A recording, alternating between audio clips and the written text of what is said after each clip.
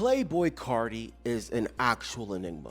He somehow has had his biggest year musically by not dropping any music. Well, officially. You know, like traditional artists, they'll tease a song, and if fans respond to it positively, they'll drop it on DSPs. Not Carti. These are some of the most popular rap songs of 2024, and none of them can be found on either Apple or Spotify.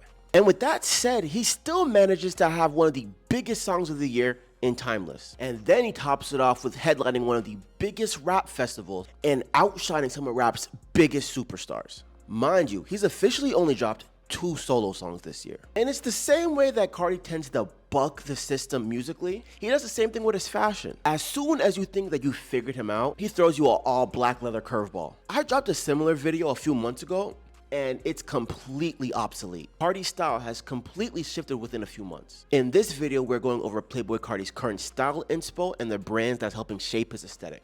So let's get into it.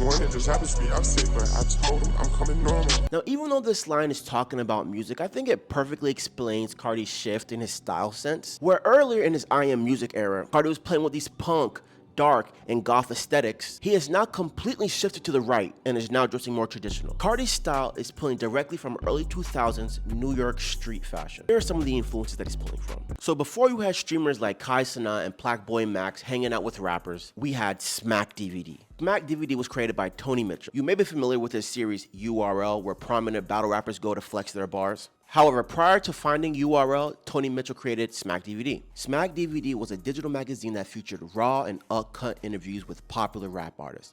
It gave fans a never-before-seen look into the lives of their favorite rappers. Prior to social media, the images of our entertainers were contrived and squeaky clean. Smack gave fans that raw. This era of hip-hop is where Carti is grabbing a lot of style inspo from. Smack had so many iconic moments. Kanye addressing gay rumors. I respect where he coming from, you know what I'm saying? I respect Beans gangster. I'm not gangster, but I'm not gay either. Don't disrespect me as a man. That's all I'm saying. Gucci Mane's My Kitchen video. Our introduction to Nicki Minaj. Classic purple Bape Wayne interview. And Dipset jumping into a Philly crowd and running fades, which I think is a perfect segue to our next influence. There are plenty of New York fashion icons that I could really talk about, but none of them encapsulates the essence of New York fashion like Dipset. Dipset is a rap group that's comprised of Jim Jones, Freaky Zeke, Cameron, and Joel Santana. Dipset was Harlem, and Harlem has always been like this epicenter of New York urban fashion. Whether we're talking the American flag gear, or the early introduction of chrome hearts by Joel Santana, the baggy coats, the furs, and the fitted caps, the same loud and extroverted energy of Dipset can be seen with Carti. We even seen Joel Santana in the All Red music video, which even further shows how deep the influence goes.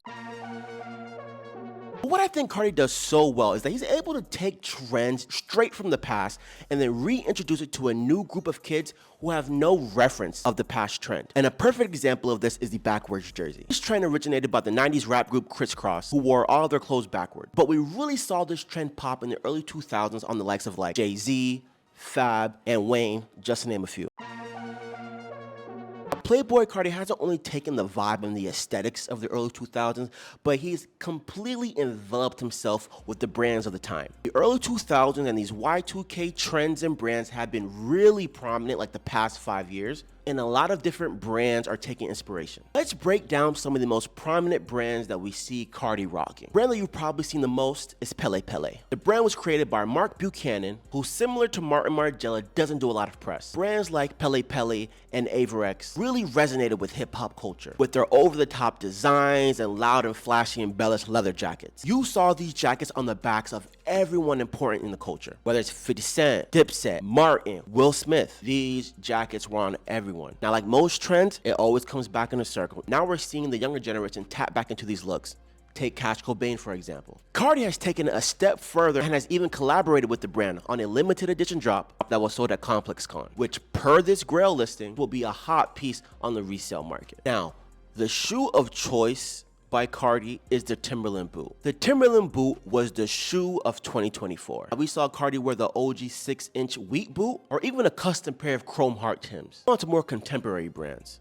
Carti has been bitten by the chrome hearts bug that we've seen a plethora of different athletes and entertainers been infected with. Carti has been laced top to bottom in chrome, whether it's the pocket chains, the rings, the chains. Carti is chrome to the dome. Last but not least, I want to mention a few other brands that I really love. See that Carti is continuously wearing Evisu, which is a very prominent Japanese brand that I hold really close to my heart. And we've seen that Carti's continue to rock Van Ma and your Junior Watanabe. I'm gonna keep it a bean. It was surprising to see this switch in Carti's style. I really didn't expect for him to dress so on trend. And I'm saying this respectfully. When I think of Playboi Carti, I tend to think of someone who's a trailblazer, someone who makes trends. Carti's totally embracing this Y2K, early 2000s swag that we're seeing totally take over the youth. However, I can't say that he's taken these elements of the early 2000s and really injected it with this dark opium aesthetic. It's like if you took 1 part Joel Santana, 1 part Jim Jones, 1 part Motley Crue, 1 part Venom from Spider-Man, sprinkled a little bit of Ben Slacken and